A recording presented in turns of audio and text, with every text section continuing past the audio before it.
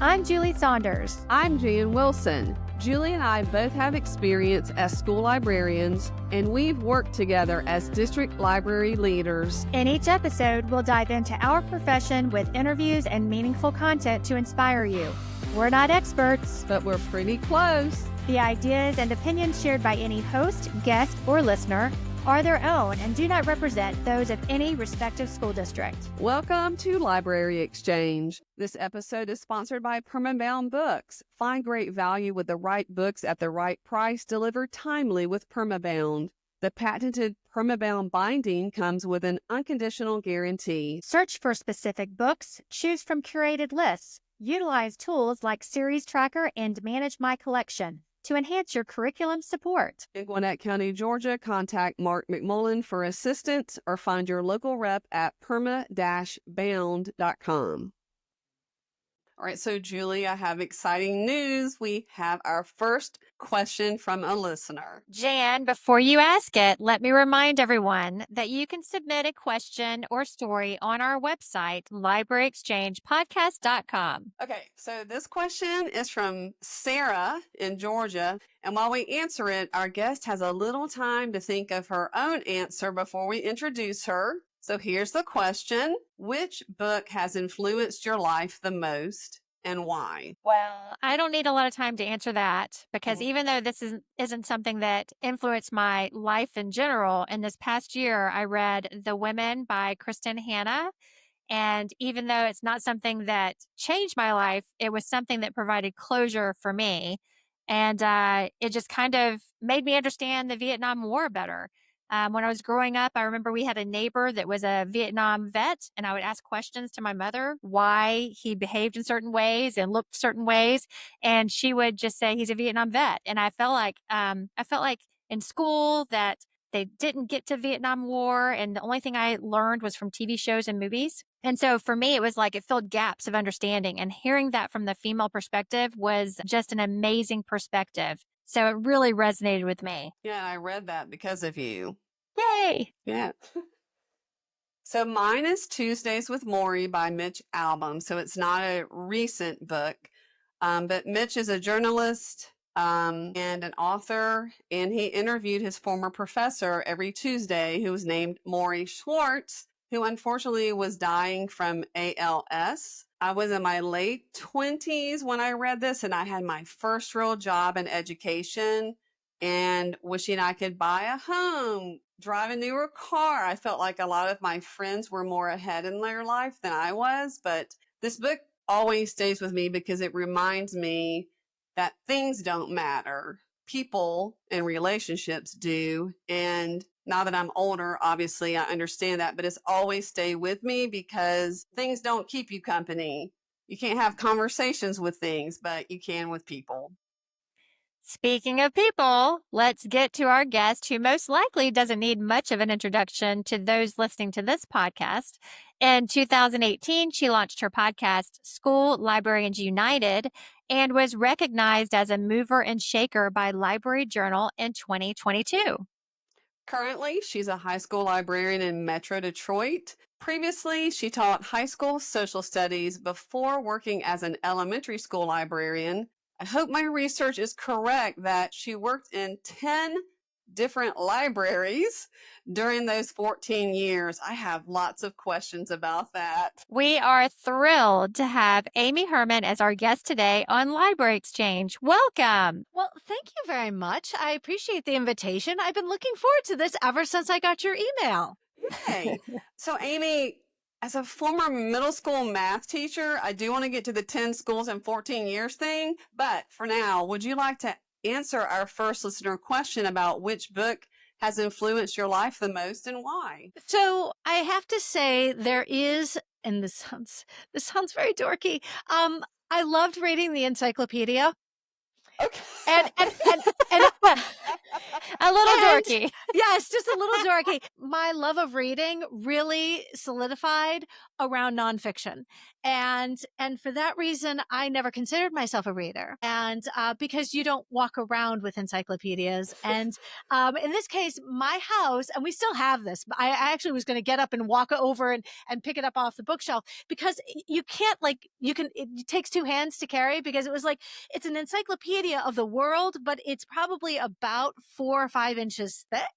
And this, this is the internet, for us. I mean, this is what I grew up with, back in the 80s, and this was the internet. And if I couldn't find the answers here, I had to walk 2 blocks over to the public library. And so for me, reading was just about randomly flipping through this, looking at the pictures and reading. And I loved feeling smart.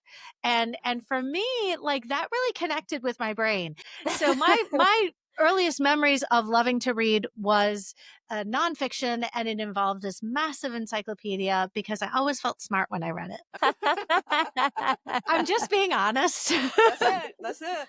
I love it. So, Amy, when Jan returned from our Georgia Library Media Association conference last summer, she could not wait to share something she heard from you during your keynote.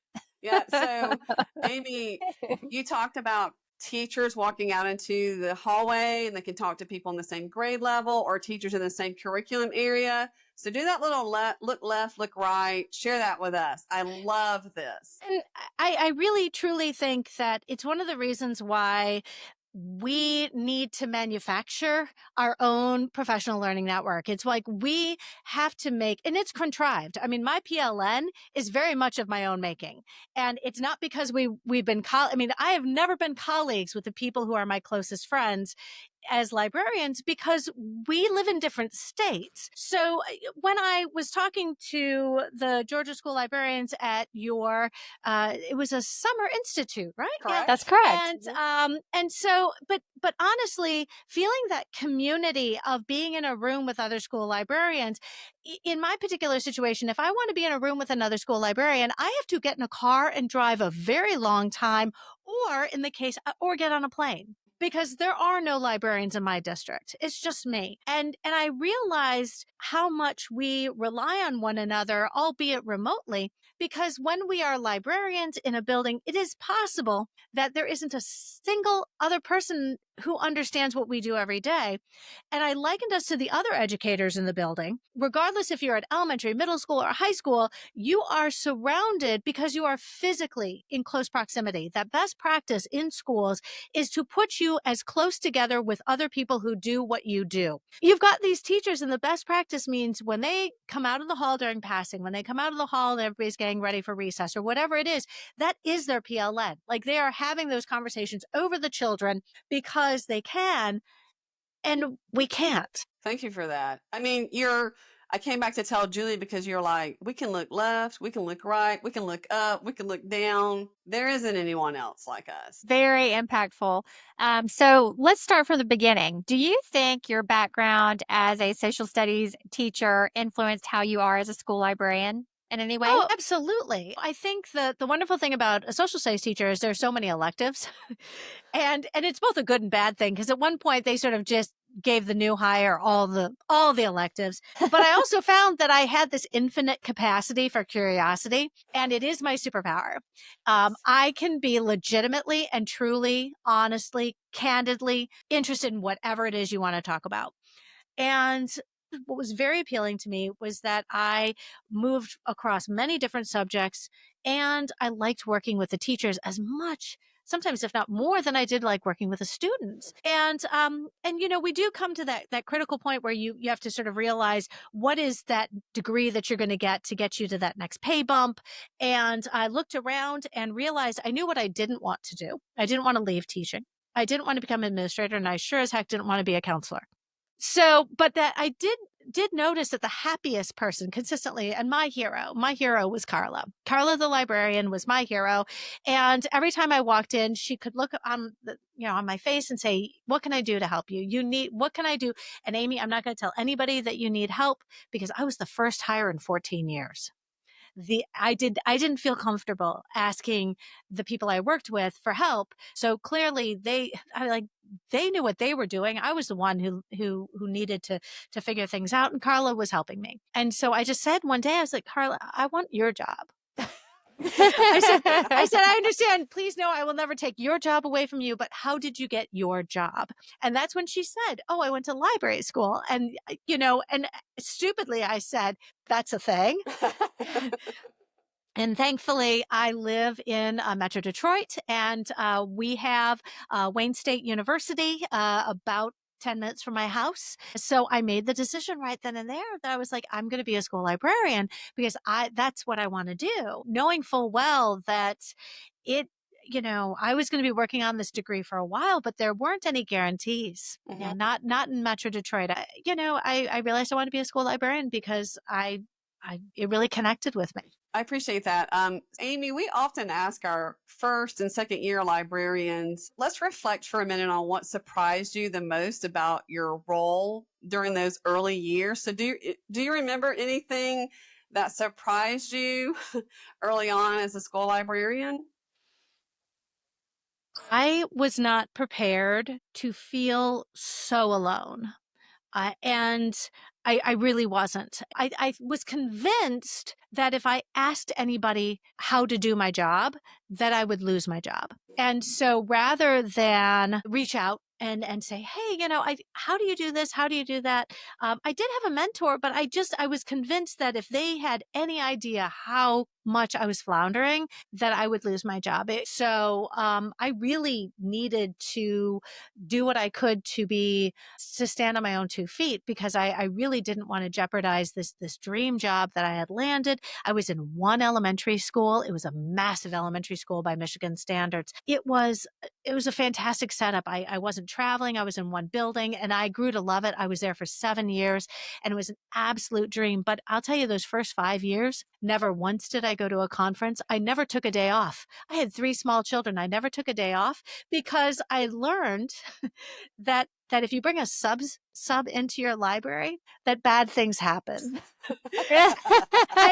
One of my very, very cringy but first attempts at podcasting was an episode called "There's a Sub in Your Library. What could possibly go wrong?"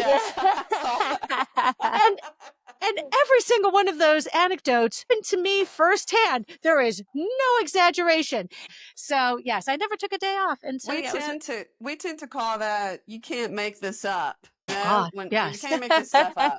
Exactly. So, Amy, you kind of talked a little bit about professional learning early on, but where do you go for your own professional learning? Oh, I just tap all these school librarians. You know what? I'll be honest. Going to conferences is expensive, so my learning really does come from what I can glean from other school librarians in my virtual PLN. So when I was able to go to conferences, and those, I realized very quickly that those were like the high point of my year. It's fairly limiting if you realize the high point of your year is presenting at a conference, and you only go to one conference a year, and you're like, okay, this is again, it was like, state conferences. I realized that what I wanted to do was learn from school librarians a lot more frequently than that. And so when I crafted the podcast back in 2018, I didn't have the technology sort of wherewithal to have guests. And I also realized if I didn't have guests, podcast would be over within the first year. So what I love more than anything is learning about how other school librarians do their job. And when you realize that's sort of the foundation of how I build each episode, I'm never going to run out of content. No, you're not. No. Do you have a few things from your years as podcasting? You've also been featured speakers at different conferences, and you're our keynote speaker. But what are the common challenges that you hear from school librarians? We all have struggles. The one I hear consistently is that people don't understand what we do, and that it is incumbent on us to educate the people we work with, to prove to them that we are vitally essential members of their staff, because we oftentimes encounter people with, if not outdated understandings of what we do, completely, I mean, I'm going to tell you right now, I basically was the copier. I ran the copy machine for 3 years because my district said, well, the copy machine's in the library, so you can do the copying. Okay. It was like, oh no, that's not why I have a master's in library science. So, so no, big hurdle for many of us is simply educating the people who put us in our jobs to appreciate the breadth of what we do and what we don't do. And it makes for great fodder on the podcast. I will say that, I will say that. Other things that tend to be a struggle is, when people do not appreciate the potential that our spaces provide. So not only are we educating people about what we are capable of doing and our potential, people naturally think, oh, library, print resources. Oh, well, I'm going to stop you right there. What about our digital resources? What about our physical resources? What about our human resources? And so for me, that's what's exciting. Like, that's exciting and yet really frustrating, that I have to now educate people in my building that we have physical resources, that we have digital resources. And oh, by the way, I'm a resource. What I have consistently found is that those of us who have administrators who support us know they're in a good situation, because oftentimes they have not, and sometimes they've come from schools that don't have, especially here in Metro Detroit, they don't come from a school that has a school librarian. And so they don't know what to expect. We sort of, you talk about school librarians wearing all those different hats. It is both a curse and a blessing. You need somebody like us who is going to solve those problems as they happen in real time. Well, I think you make a good point. And one thing that what I have found in my experience is that the need to advocate it doesn't end. Whether you have a fully staffed, fully funded, fully resourced, everything you need to have a productive and wonderful library, you should still be advocating for libraries in that situation, because you never know when there's somebody that isn't educated on what you do that ends up making decisions that will affect you. So we are constantly advocating and marketing and making sure that people understand the role, regardless of where you feel you are in meeting your goals for your program, for sure. You have shared your thoughts about the importance of librarians connecting with each other and the impact that makes in their programs. So based on that, do you feel that you've achieved your goals for how you set out in the beginning with your podcast? Have you achieved those goals? When I first started recording, the best advice I was ever given was, would you still do this if nobody was listening? And if the answer is yes, then you know you're on to something. We talked about it a little bit before we press record, but when I was at a job that really was terribly unfulfilling, I couldn't leave because I had family obligations and I needed to stay close to home. And so for me, the podcast, really, the first and most immediate need that it served was keeping me going. To have that ownership over something creatively, to have something creative that I had created, was very special to me. And the potential only became sort of possible when I started to realize that if I was willing to share that space with other librarians, all of a sudden there was no end to the number of conversations we could have. And that was extremely, it was a very exciting moment when you realize, and this happened at the end of season 1. And then I had that summer and I went to ISTE 19. I went to ISTE 19 that was in Philly. And I went with my business cards and I didn't know anyone. I ate alone. I took my meals alone. But you know what I did? I went to the school librarian playground and it was like Christmas Day. It was like I walked around and I met all these school librarians and I started handing out my business cards. And many of those librarians became my first guests for season 2. All I had done was hand out my business cards to a bunch of school librarians at the School Librarian Playground in Philly and said, would you be on my show? And all I needed was that yes. And those months after that conference, that coming together of school librarians, that we met like this, and it was wonderful, because we realized, the fact that we're in different states doesn't matter. The fact that you and I have never met doesn't matter, but we have this passion that we both share, and we're going to find a topic that's important, not to me, but it's important to my guest. And as long as you have this collaboration, like, again, like for me, that was when you realize, oh, this is fun, Yeah.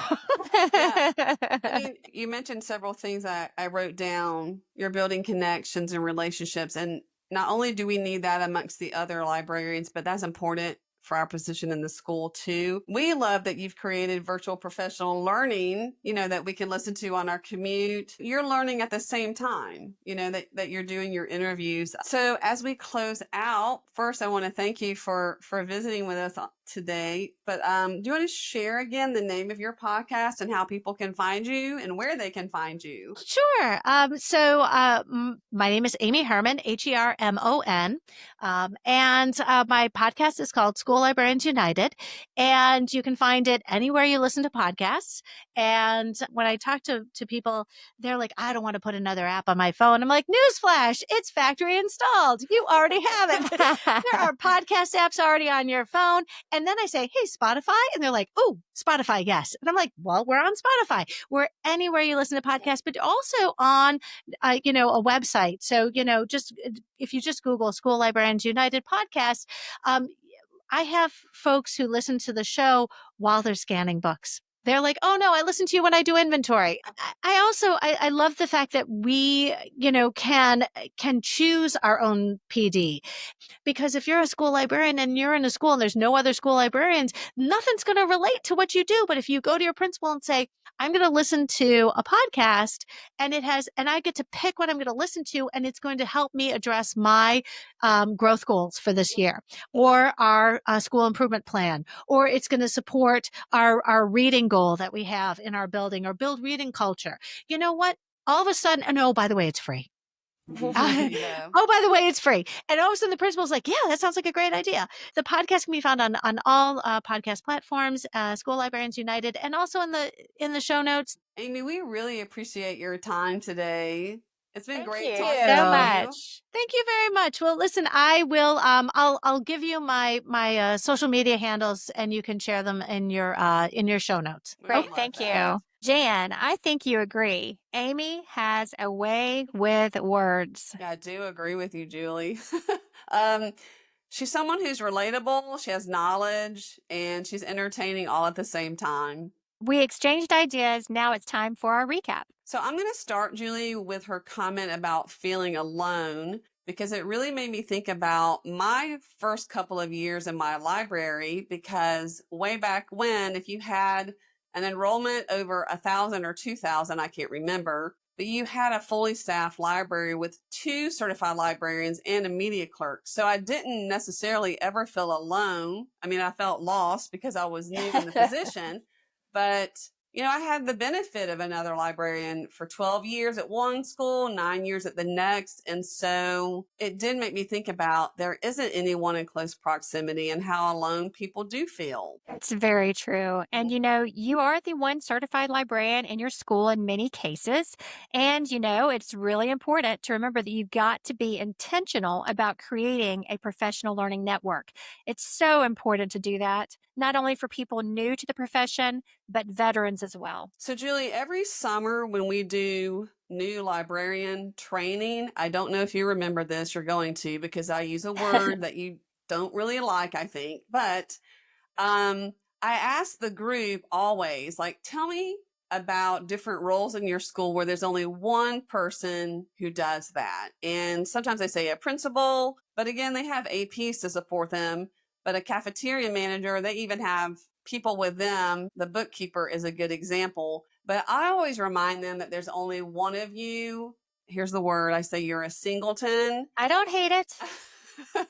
But well, I think you have told me you prefer it. But my point is, when I say this to them, I'm always saying represent the profession well because there's only one of you. But now I think I need to re-emphasize that since there's only one of you, let's discuss ways that you can stay connected. I think that's great. But I am just going to say there's only one of you as a school librarian, but there are a lot of instructors in your school that you can learn from. So I feel like we forget the fact that you have wonderful collaborative relationships with teachers at your school. And if at your school they're providing professional learning for teachers, for the teaching process, for instructional strategies, you can grow in that with your library program by using those instructional strategies and partnerships to help you be more successful with information and media literacy instruction. So even though you're alone with your actual library programming and events, the things that you are an expert in and trying to grow in that, you can capitalize on those collaborative relationships with teachers. I like your counterpoint. She did say, and it is important to remind everyone that our spaces are more than just full of print resources. Like, don't forget about our digital resources. And what you just spoke to, we, the person, the librarian, are a resource. And we become better because of our partnerships with teachers. I love that she emphasized that we are a human resource because we often forget about that part of our role. We are constantly seeking to provide the print and digital resources to support staff and students, but the human resource, that's what we are. And we can basically customize our programming to help the staff and students be successful. She said that attending a conference was a game changer for her. I mean, yes, we know conferences are expensive, but at previous schools, we had to fill out an application if we wanted to go to a conference. And I remember it insulted me that an AP asked me why. Why do you want to attend? So you have to put that out there because I said I would come back and redeliver what I learned, and professional growth is important for me as a librarian.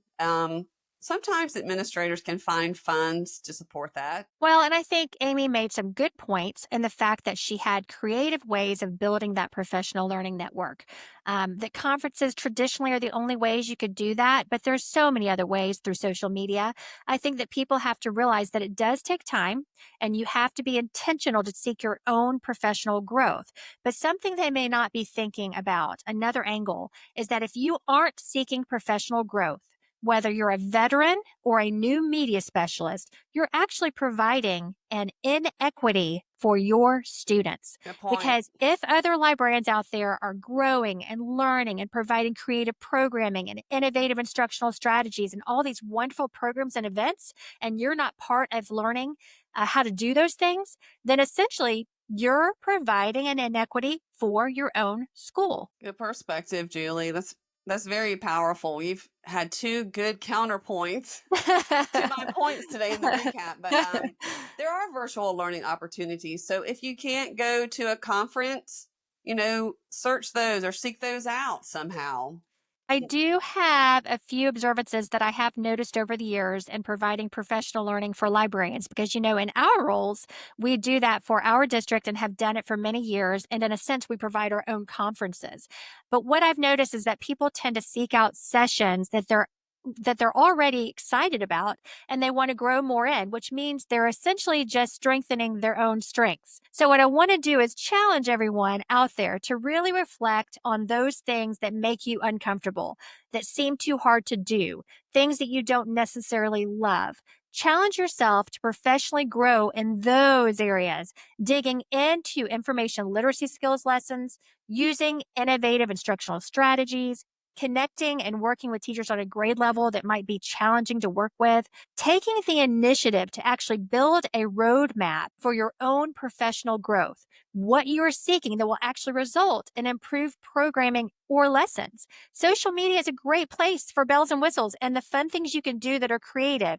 But if you truly want to build depth in your library services, you have to be intentional about it. Well, Julie, you are on fire Woo! today. I am not going to make another point. But I do want to remind you, it is baseball season, Julie. I think I might have heard you mention that. Yes. I do think we hit this episode out of the park. How do you like that? I do like that. Definitely a grand slam. Oh, look at the lingo.